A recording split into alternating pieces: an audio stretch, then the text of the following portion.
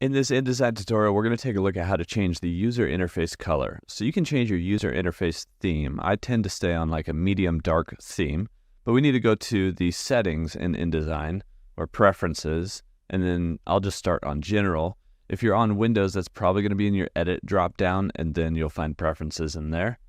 From general, we can look on the left-hand side. We have interface over here. We could click on that tab.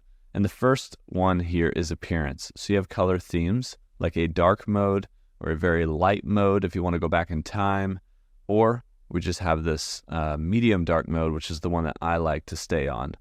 You can also match the pasteboard to the theme color. And then you have some other options like cursor and gesture options. So tooltips, whether they come up fast or there are no tooltips, showing thumbnails on place, which would be like when you place an image, you can see a thumbnail of that image as you're placing it. I like to have that one on. Actually, I like to have all these on.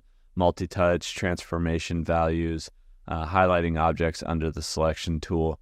And then you have different panels. So you have floating panel options, like whether or not you have a double column, or single row. Auto collapsing, I don't like having auto collapse on.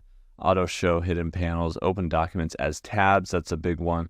Enable floating document window docking, so that's a good one too, as far as being able to dock windows as tabs as you drag them around. And then having large tabs, so you can see the difference between this tab up here when it's a large versus a small tab. I think large tab is fine. It doesn't make a huge difference.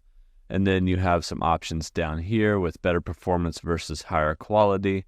And I think the main one here that I wanted to bring you to this page for was the color theme. So if you want to go from a light mode to a dark mode or whatever, these are the themes up here you can choose. I like medium dark and I keep it there. And that's how you can change your interface color here in InDesign.